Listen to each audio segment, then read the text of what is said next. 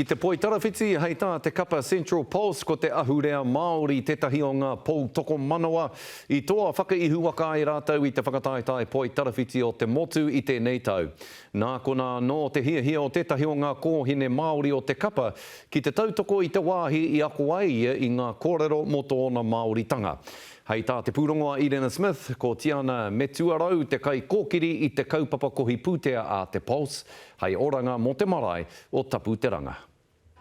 E kai ana te Māoritanga hei hiki i te kotahitanga o te kapa Pulse. Te reo Māori o kaupapa Māori in general hasn't really been associated with netball that often. And I think this year the public have really enjoyed seeing how we've pushed Te Reo Māori to be incorporated in our team, and I think it's kind of spread throughout the country. I think a lot of other teams are acknowledging it more.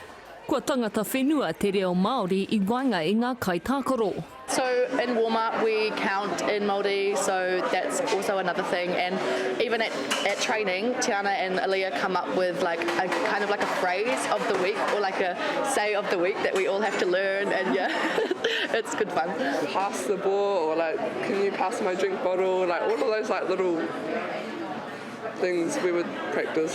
Yeah. Pātara wires, drink bottle. He wei mō Tiana Metuarau he mea nui kia whakaatu i te aroha ki tōna taha Māori, mā te whakatū kaupapa kohi moni, hei oranga mo te marae o Tapu Te Ranga. We went there for noho marae and to learn things quite often when I was little.